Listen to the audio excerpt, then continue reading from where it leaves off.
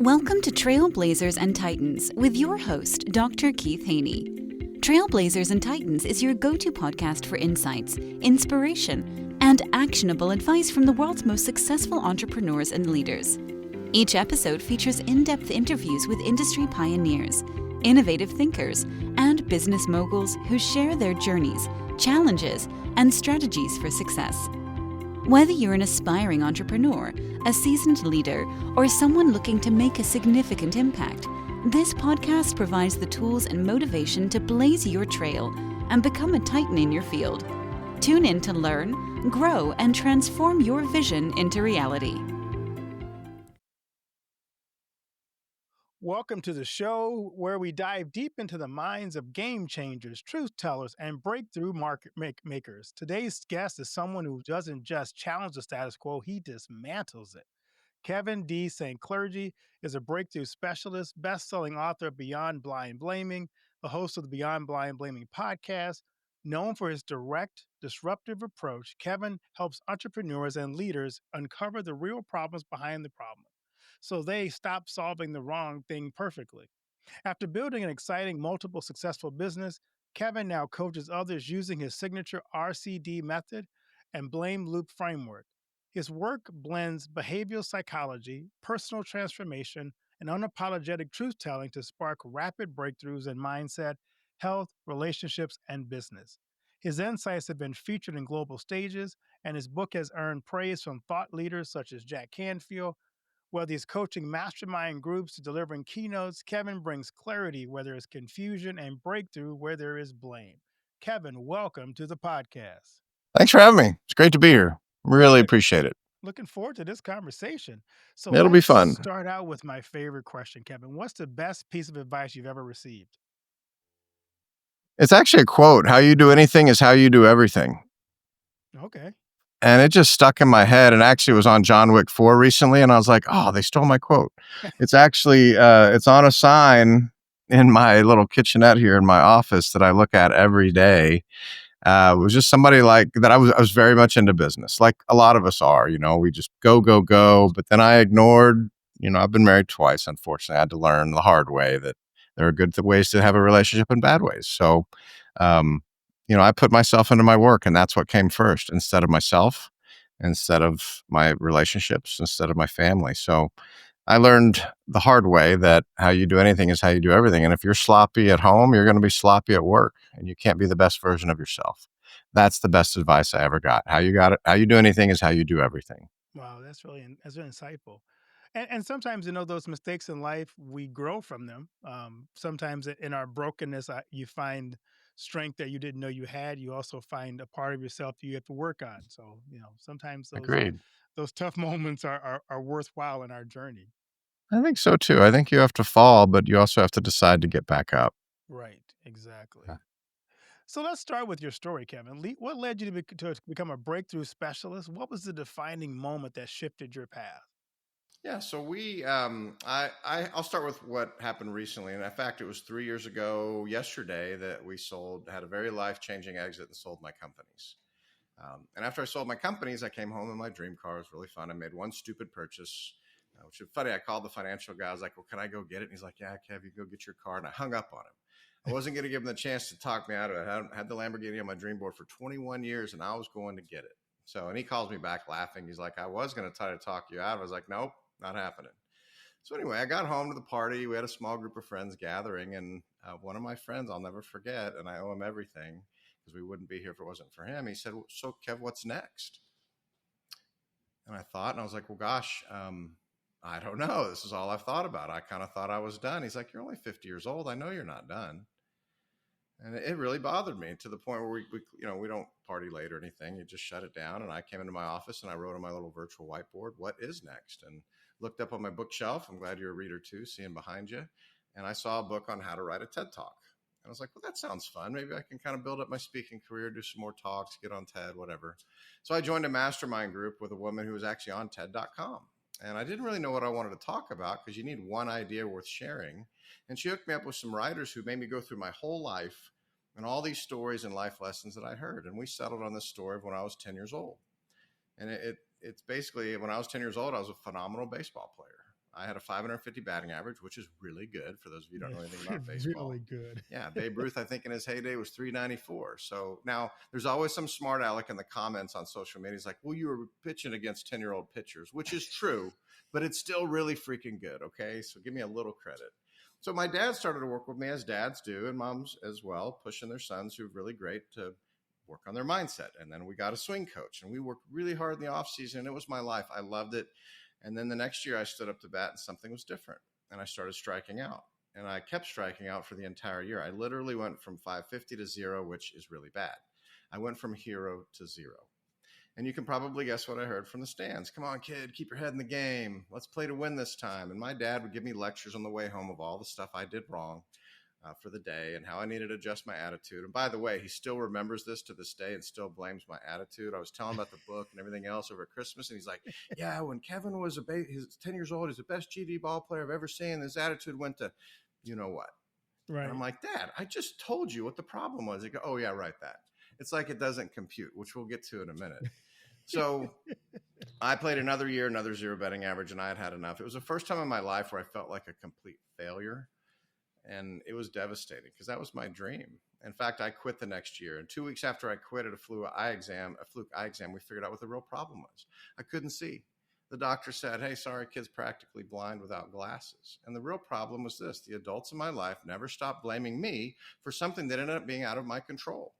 And I see this every day in business and people's lives. And it's one of the major issues I have with self-help books right now is because they're constantly pointing the finger. And sometimes there are things going on that you can't see that you have absolutely no control over. And what we've designed is a framework to help people get to the bottom of it. So that's my short story long. Wow, that's insightful. I wonder how many people would never have picked up on getting to the reason not being you had attitude was the reason, because baseball is such a difficult sport as it is. I mean, It's the only sport where if you fail 7 out of 10 times, you're a success. So yeah, no doubt, no question about it. But when you're a 0, you really are a 0. You really are 0. Yeah, you're not getting to sign a giant with the Giants at that That's rate. right. So let's get into a little bit more about I love how you describe yourself as direct and disruptive. I always say I'm one of those people who I'm not just a catalyst. I like in an organization. I like to kind of blow the box up and start over again. So I'm kind of curious. How do you clients respond to that style, and why is it so effective? Well, it's a great question. It was actually a client of mine who said, man, you're a breakthrough specialist. And I'm like, ooh, I like that. And I was like, and she's worked with coaches and consultants before, and I'll just share with you what she told me because it's a lot better when it comes from someone else. She's like, Kevin, all my other coaches and consultants gave me tips and tricks. You gave me the truth. And that's what set me free. And I was like, wow, I really like that. That's really great. Can I steal that? So that's Right. truthfully how it came about. And some of the concepts in the book and everything just came from my 30 years of coaching and working with business owners and entrepreneurs and helping them be better, which turned into being more life coaches too, because it goes back to how I really truly feel on the inside. How you do anything is how you do everything. And sometimes I think a coach's job, I think a coach can help people see who they can be, not who they are now. But a coach's job is not to be your friend. It's kind of like a parent. A parent's job is not to be your friend. I think that's the mistake a lot of divorced parents make. My parents made that mistake where they tried to be our friends, and I really affected our development and our ability to need structure and things like that. Not that I'm parent of the year by any means, but I think a good coach is going to tell you the truth even when you're not ready to hear it. I love that. So let's get into your book, Beyond Blind Blaming. So first of all, I love when you write a book, you have to come up with the title. Why that title? So tell us the story behind the title, and let's get into the book. Yeah, it was when I was working with those writers that I told you about in that mastermind group. She hooked me up with some writers who took me that.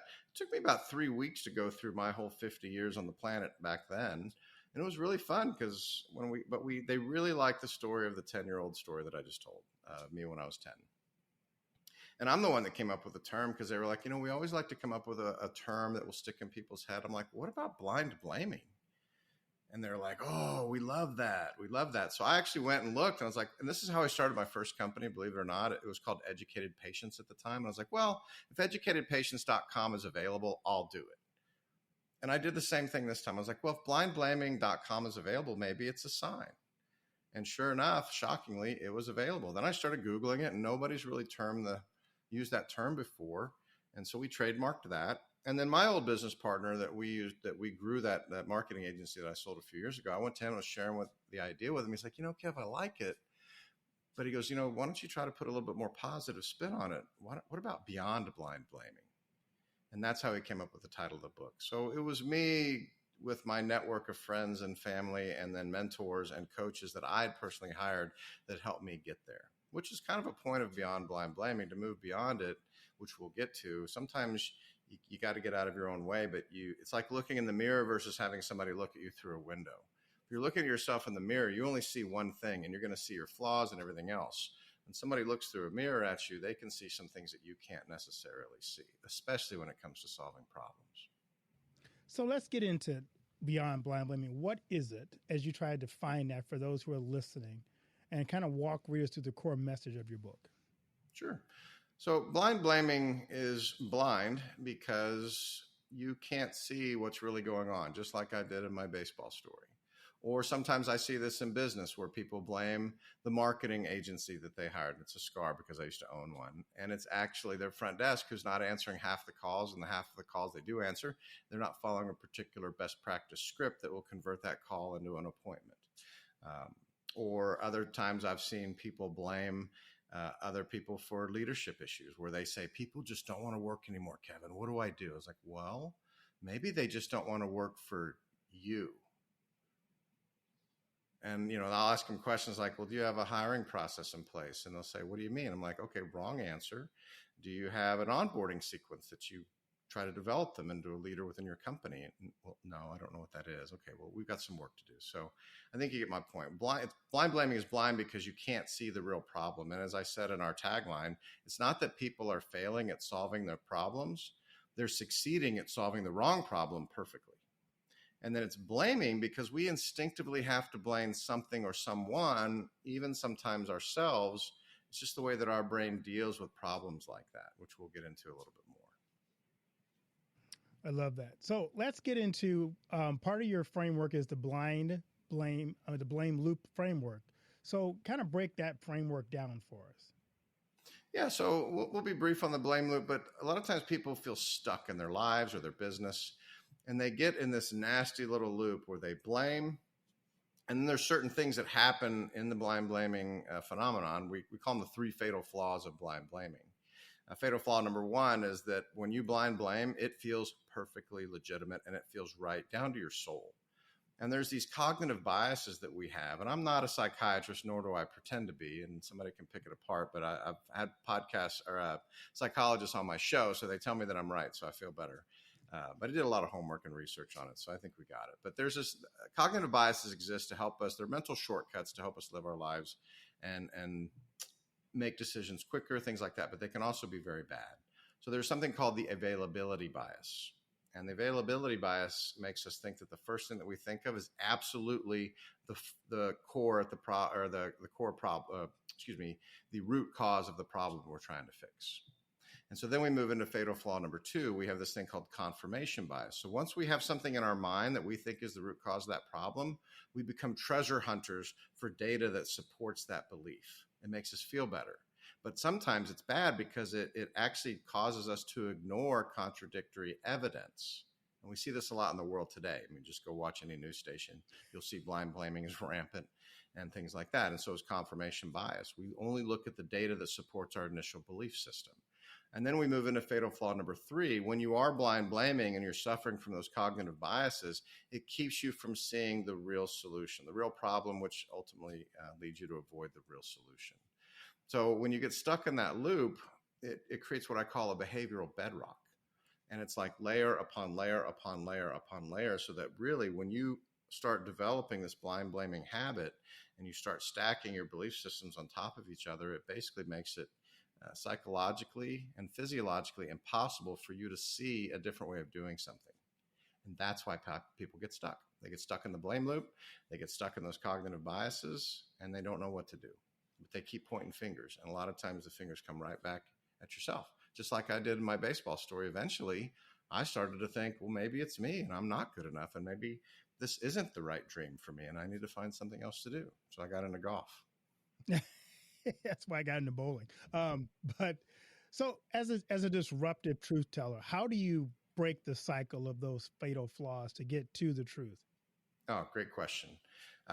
So we call it the RCD method. This is the framework that we developed to help people break free from blind blaming. And it's a simple 3-step process, but remember, simple does not mean easy. It takes some time. Now, we do these free challenges where we have people come in and for an hour a day for 5 days in a row, we go through the whole framework and we're changing lives. It's really exciting.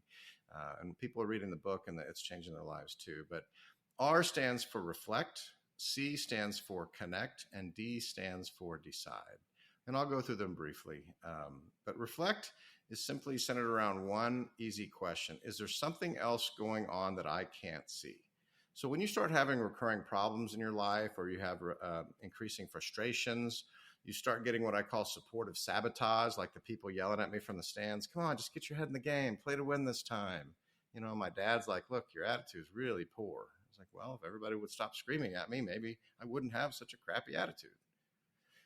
So that's what I call supportive sabotage. So when you see that, you need to start getting in the habit of being aware that you might be blind blaming and that you need to reflect a little bit and say, is there something else going on that I can't see? And when we do this in a formal setting, we go through 5 different areas of a person's life and their business.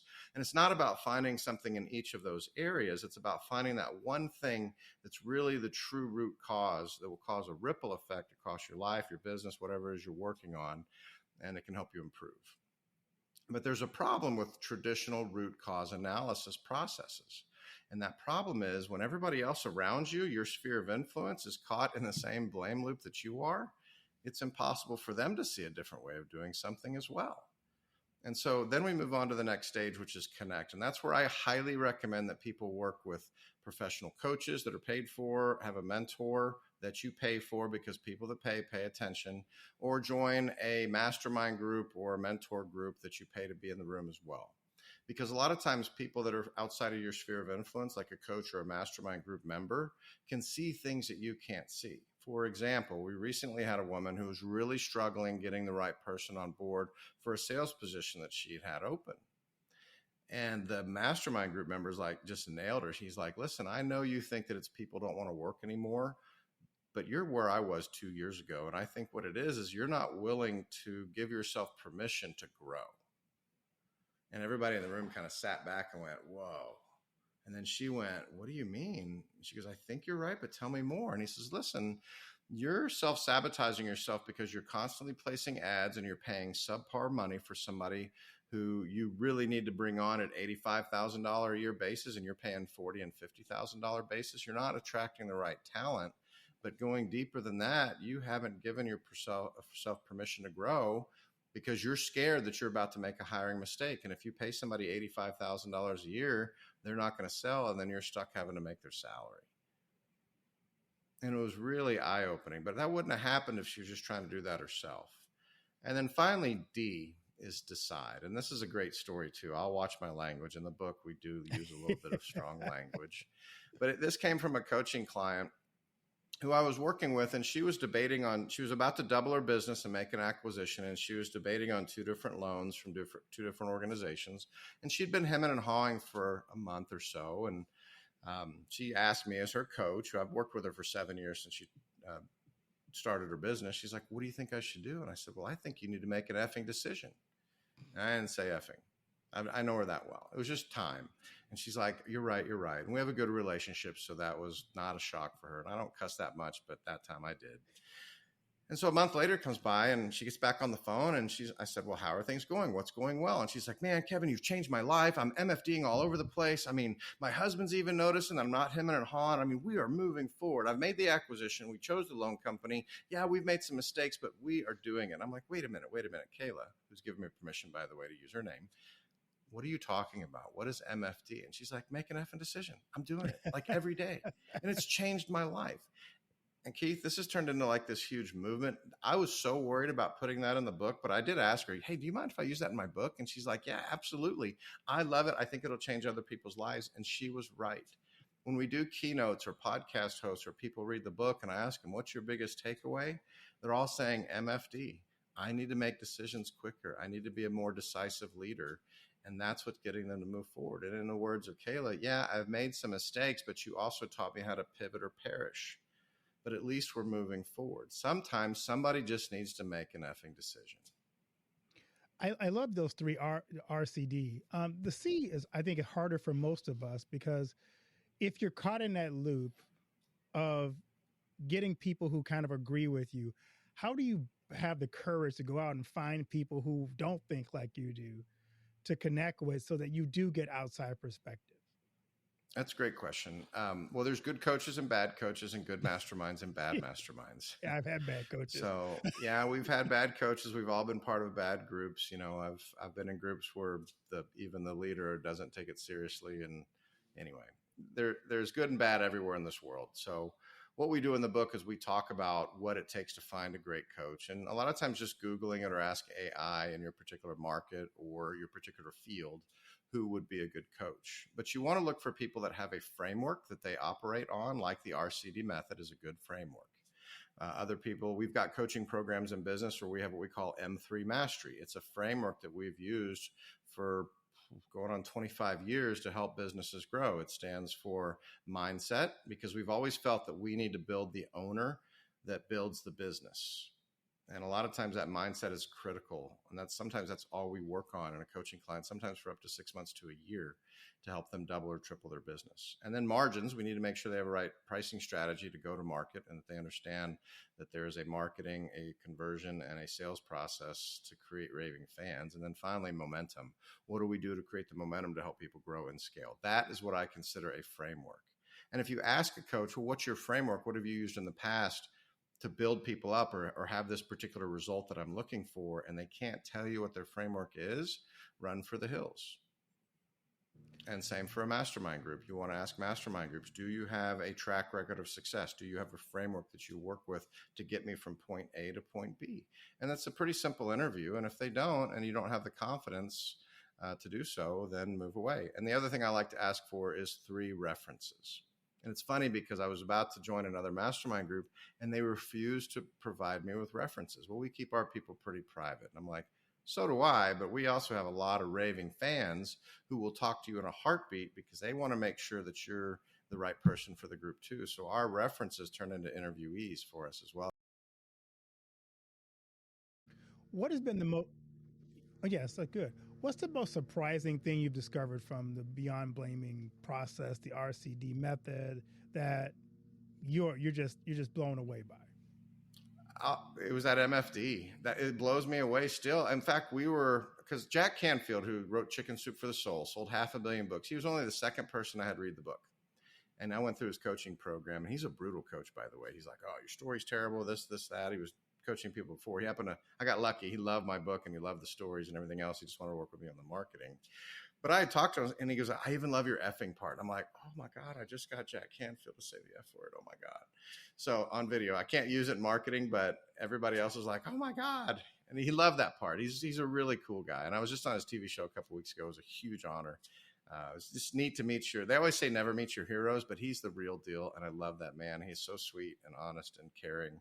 And he really remembered the book even for the TV show. But anyway, I was actually going to write a religious version. I was going to write a all ages appropriate version. And we've nixed it all because of the feedback. Even this whole church was like, what do you like best? And I'm like, MFT. And I'm like, really? Because I didn't think that would really roll with people. In fact, in the book, I wrote, like, my business partner had told me a story of, he's like, Kevin, I used to be that guy that would let somebody else's language affect my ability to learn from them. And then I had this one coach who was just dropping F-bombs all over the place. But he taught me that, hey, don't let somebody else's language get in the way of your opportunity to learn something that might change your life. Because when you let somebody else's choice of words affect your state of mind, you're giving them all the power. And he just said, and I tell the story in the book because I just want to set it up. I'm not saying you need to go around, drop F-bombs here and there all over the place, but sometimes strong language digs deep and it lets you know that you have to do something different. And so MFD is my actual biggest surprise because I had planned to do other editions of the book and we've canceled it because it's so popular with every single person that we ask. And I think it's true because we all get stuck in over analysis. We don't do something because of fear that holds us back, whatever that may be, fear of failure, fear of success. But once we start MFDing, that's when things start to happen and we move forward. And sometimes we fall, as we talked about in the beginning, and we have to get back up. But sometimes we succeed, and we succeed faster and faster and faster. So I love that. Is there an ideal group or person that benefits more from this than anybody else? Or just kind of, you found it that universally this works kind of across the board? Well, I find that it seems to be connecting more with entrepreneurs or people that want to go into business for themselves, authors, speakers, podcast hosts. That seems to be the ones who give it the highest reviews. Although I've had principals read it, I've had people that are unemployed read it. I haven't found anybody that hates the book yet, but I do see like the self-help seems to be 4 to 4.5 stars, which is a tough market to be in. But entrepreneurs and business owners and high performance leaders, it's always 5 stars plus.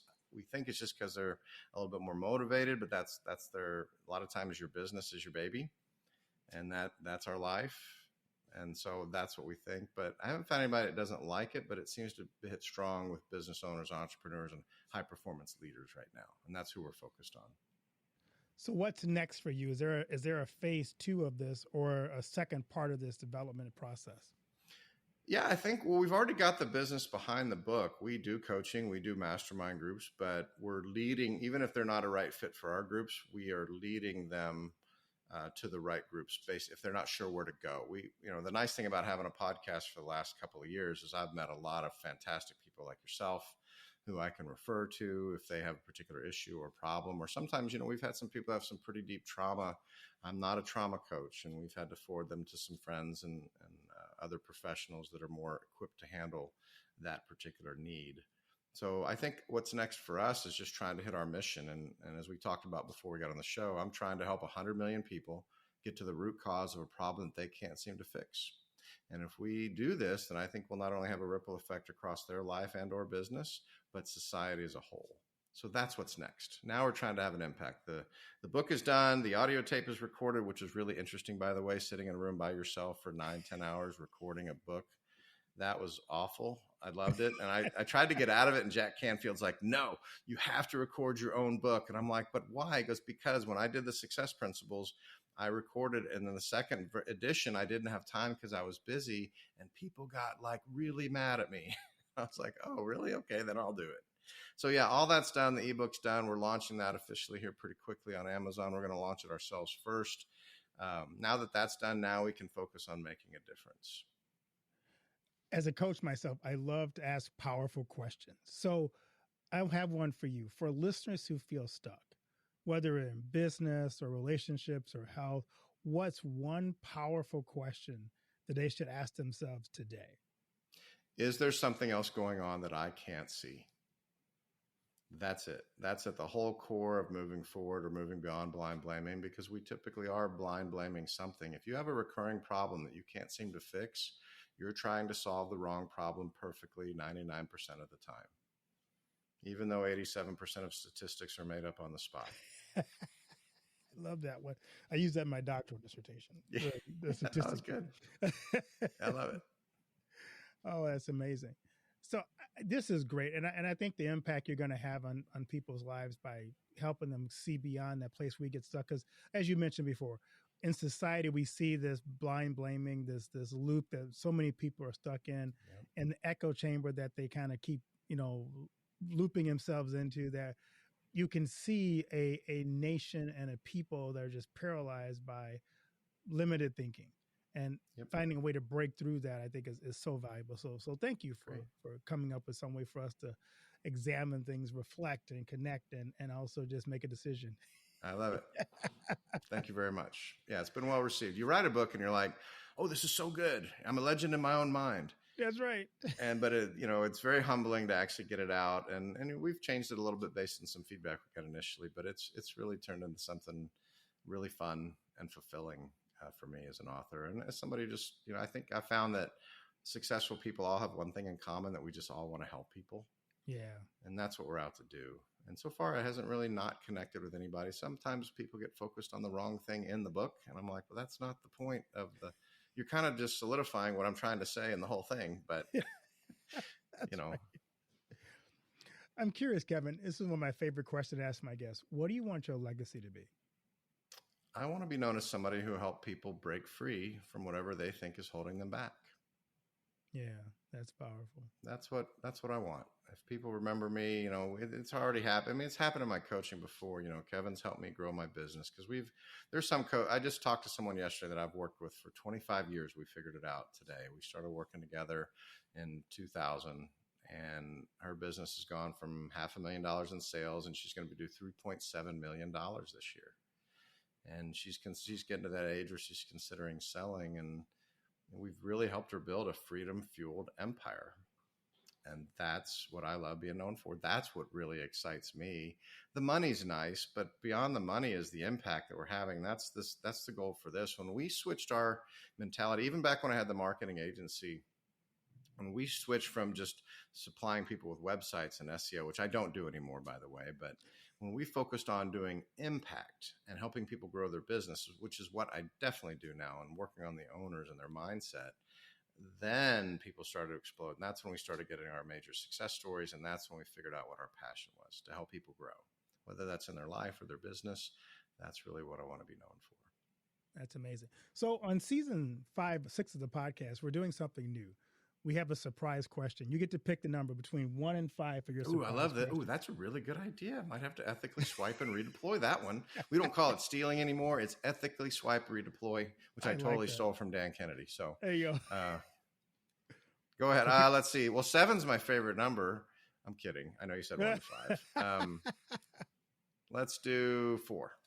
4. Oh, here we go. What's the funniest text you've ever received? So I dated a Ukrainian woman for a while, a brief stint for about 5 months. And she had an accent. You can kind of picture this in an accent. And she didn't, because English, ESL, English is a second language, sarcasm, she just never got. And the funniest text I've ever gotten is, "Sometimes you not funny." And I just laughed because I read it in her accent and I just could not stop laughing. It wasn't funny to her at the time. She was dead serious. She knew I was trying to be funny, and she just said, "Sometimes you're not funny." And that's all. I heard it in her voice. That's the funniest text I've ever got. So, oh my word, that's hilarious. yeah. And sometimes I'm not funny. Even on stage, I'm like, "Hey guys, they didn't tell you that I'm funny, did they?" So I can see me coming here was an emergency. So we got to get you guys laughing and moving and everything else. So that's great. As we wrap this up, what key takeaways do you want to leave with the audience from our conversation? Yeah, I think the book's divided into 3 sections: awareness, the RCD method, and transformation. That's what I want them to remember. If we're aware of blind blaming, that's how we start the process to move beyond it. And if we practice that RCD method, which is a simple formula, but simple doesn't always mean easy. If you reflect and ask yourself, is there something else going on? And then you connect with a trusted resource that I believe you should pay, because how many Olympic gold medalists do you know that won a gold medal without a coach and without a team? And the answer is 0. So a lot of people, because when I tell them I do coaching and masterminds, they don't have any idea what I'm talking about. And so C, connect with other people is important. And then D, make an effing decision to do something different. If you really want something different in your life, you have to make a decision to do something. And courage means doing it scared. And sometimes you have to make a decision to do something different and you're scared in doing it. But I promise you that level of uncomfortableness will make you better. And then that's when you'll actually figure out a way to transform your life. Where can people find the book Beyond Blind Blaming and connect with you on social media? Well, if they're willing to pay help me out with a little shipping and handling, I will give your listeners a free copy of the book at blindblaming.com. It's just $10 for shipping and handling. And yes, before somebody gives you a nasty comment, the book costs about $7 to $10 to produce and print. And then having it stored at a facility costs $2-3 a month, and then, or $2 or $3 per book. And then, shipping's $5 to $7, depending on how you want it delivered. So it really is a free book plus shipping and handling. Somebody was really giving me a hard time yesterday, and I had to lay it out for them. They're like, "Oh God, I had no idea." I was like, "Hey, look, a gallon of milk was $2 a couple of years ago. It's like $8 now in some places." Anyway, So yeah, Yeah. blindblaming.com is the best way. I am also on LinkedIn. You can just search for Kevin D. St. Clergy on LinkedIn. That's also a funny story because there is actually another Kevin St. Clergy out there who I know personally. Oh my He word, is it actually used to really? live. Yeah, that was wild. My dad called me one day and he's like, "Did you buy some land in Lavernia, Texas, which is where he lived?" I'm like, "Why would I do that, Dad?" He's like, "Well, they thought I was you." And I'm like, "That's not me." So we found the guy, and it's another St. Clergy family we didn't even know existed. We found out that it was my dad's grandfather had a brother who went walking down the railroad tracks. Nobody ever heard from him again. And he adopted this family, and that was their grandparents. It Oh was my goodness. wild. So we met him. So anyway, on Facebook, I'm doing this new influencer thing with a new book, and I'm posting stuff about my book. And there's this Kevin St. Clergy, like, "Man, I read your book and it was awesome." And I swear to God, everybody thought it was me posting on myself. I'm like, I'm not that much of a douchebag, guys. Give me a little credit. So now it's Kevin D. St. Clergy, not Kevin J. St. Clergy, but his son is named Kevin D. St. Clergy too. Oh It's my goodness. crazy wild. We didn't even know he existed. But anyway, so yeah, search for Kevin D. St. Clergy on LinkedIn, on Instagram, and on Facebook. That's another great place for us to connect. I do post a lot of stuff. We're launching a YouTube channel very soon. But blindblaming.com is the best place to get the free book and see some other ways that we help people. But is his son also on LinkedIn? So we don't want to get the wrong Kevin D. St. I don't think so. He's still very Okay. young. So Okay. he's like, he's probably 14 or 15 now. He may be on LinkedIn. I don't know. But yeah, it was really funny because all my friends were like, "Dude, are you commenting on your own stuff?" I'm like, "Really, guys? I am 53 years old. I don't do that stuff." And by the way, there's another Kevin St. Clergy out there, and he's a super nice guy, and he's a great dad and a great husband. So anyway, it was funny. Well, thank you so much, Kevin. This has been eye opening. Your ability to cut through the noise and get to the root has really been a way of helping people hold back from what could be very a powerful change in their life. So we thank you for that. For those who want to dive deeper into your work, you can find Kevin D. St. Clergy and find out more about the RCD method and beyond blind blaming on the Blind Blaming podcast. Thanks again, Kevin, for joining us and reminding us that clarity isn't just a luxury; it's a breakthrough waiting to happen. I love it. Thank you so much for having me. Thank you.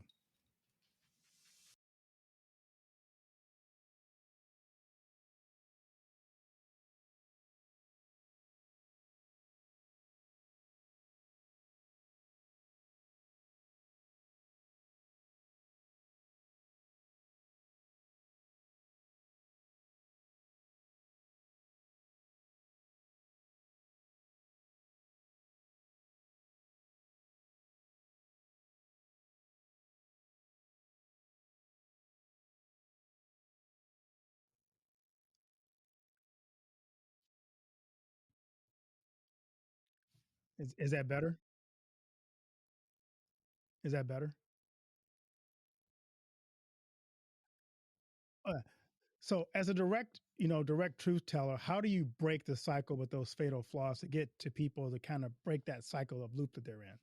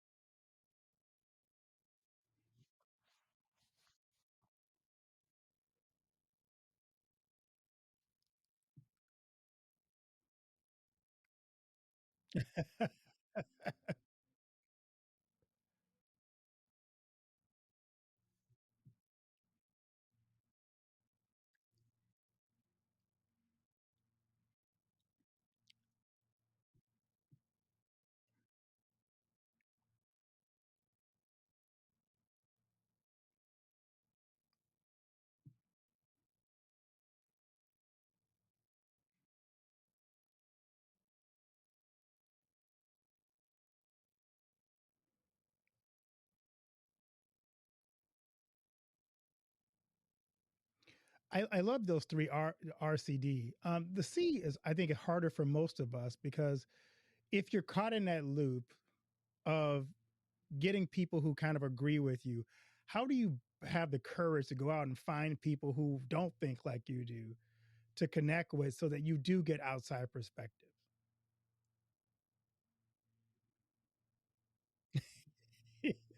Yeah, I've had bad coaches.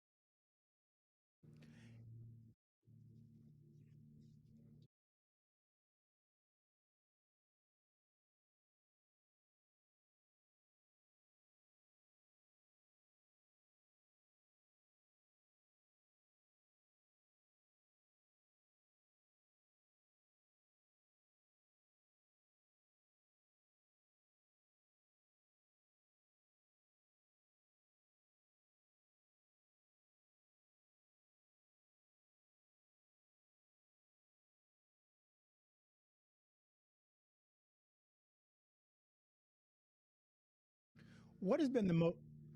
Oh, yes, good. What's the most surprising thing you've discovered from the beyond blaming process, the RCD method, that you're just blown away by?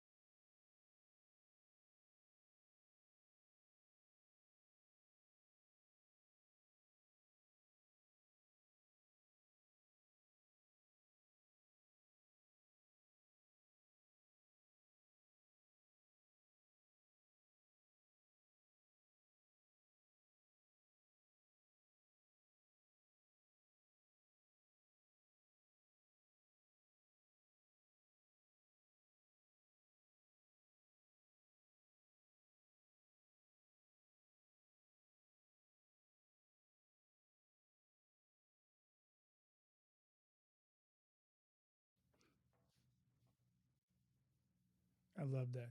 Is there an ideal group or person that benefits more from this than anybody else, or just kind of you found it that universally this works kind of across the board?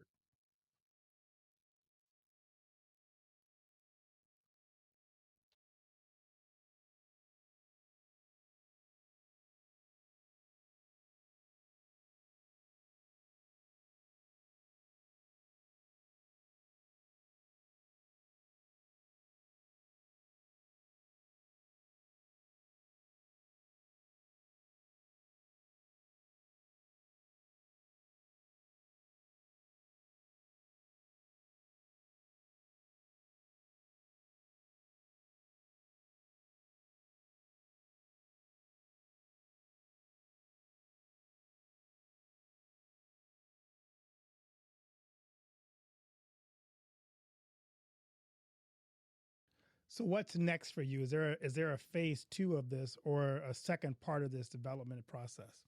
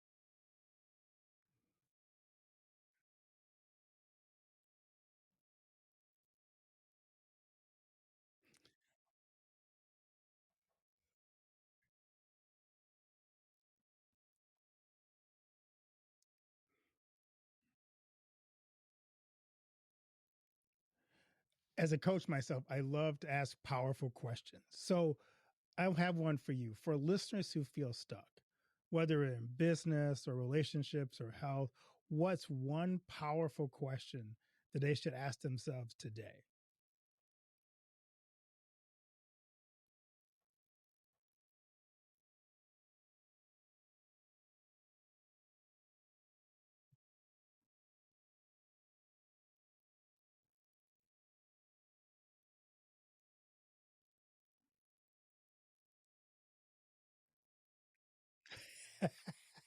I love that one. I use that in my doctoral dissertation, the statistic part. Oh, that's amazing.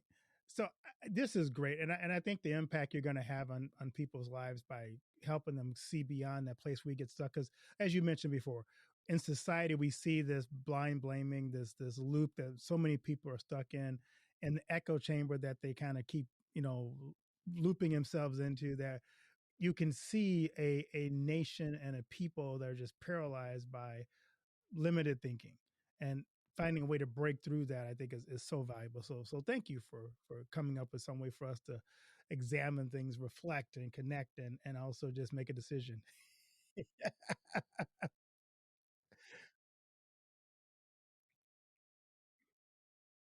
That's right.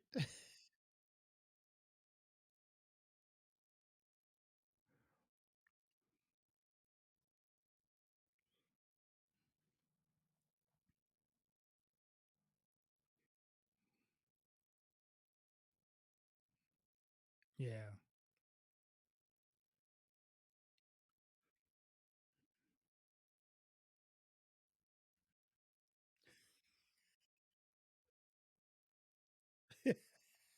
That's right. I'm curious, Kevin, this is one of my favorite questions to ask my guests. What do you want your legacy to be?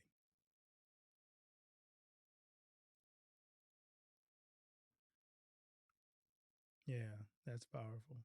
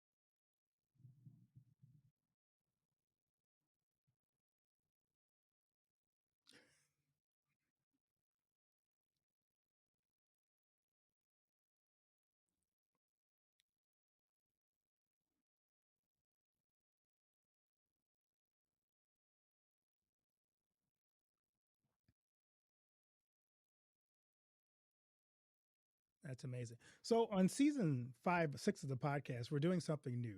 We have a surprise question. You get to pick the number between 1 and 5 for your surprise question.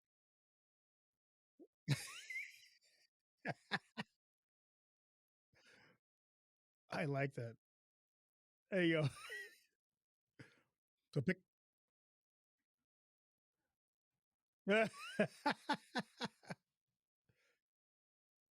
4. Oh, here we go.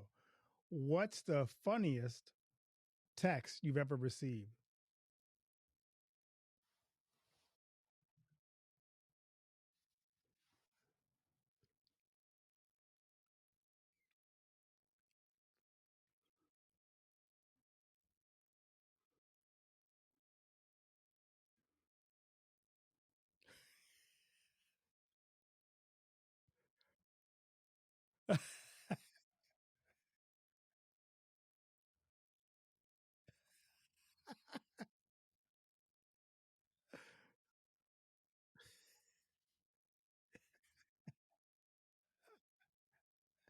Oh my word, that's hilarious.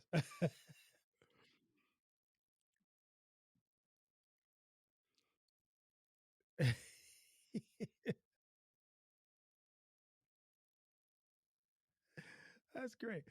As we wrap this up, what key takeaways do you want to leave with the audience from our conversation?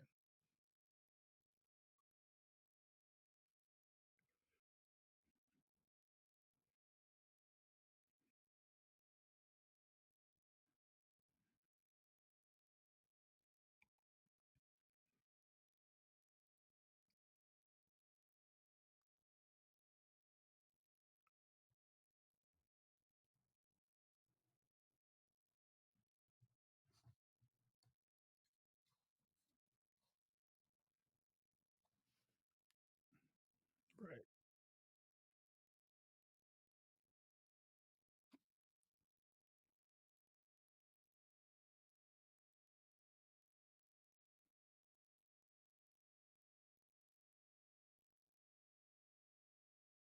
Mm.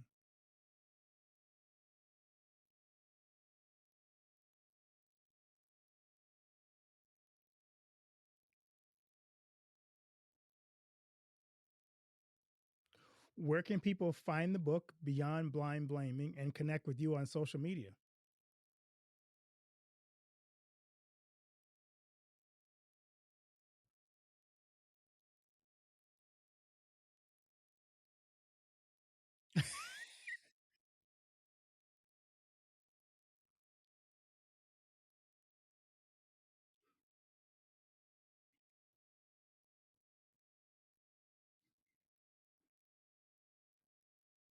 There you go.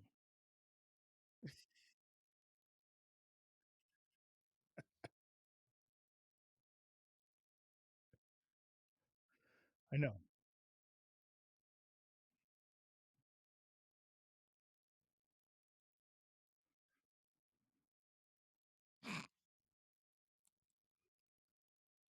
Oh my word, is there really?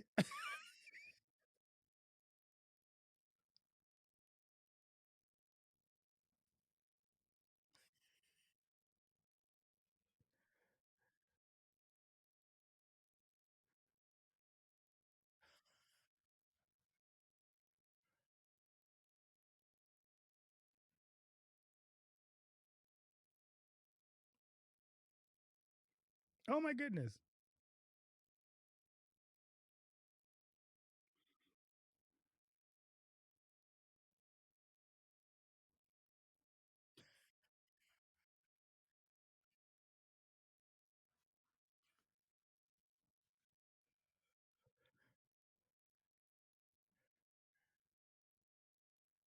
Oh my goodness.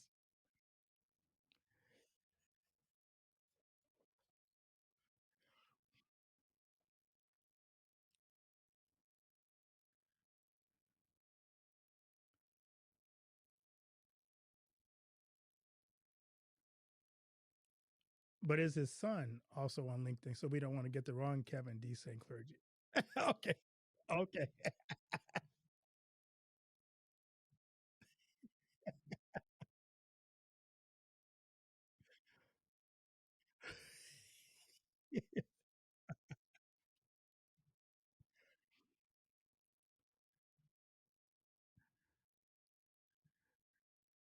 Well, thank you so much, Kevin. This has been eye-opening. Your ability to cut through the noise and get to the root has really been a way of helping people hold back from what could be very a powerful change in their life. So we thank you for that. For those who want to dive deeper into your work, you can find Kevin D. St. Clergy and find out more about the RCD method and beyond blind blaming on the Blind Blaming podcast. Thanks again, Kevin, for joining us and reminding us that clarity isn't just a luxury, it's a breakthrough waiting to happen. Thank you.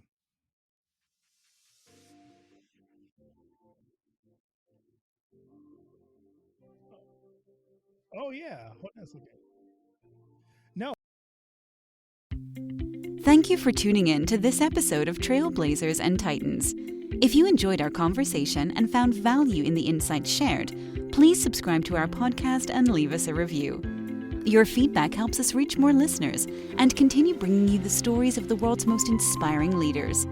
Don't forget to follow us on social media for updates and exclusive content. Join our community of Trailblazers and Titans, and let's continue to learn, grow, and transform our visions into reality together. Until next time, keep blazing your trail and striving for greatness.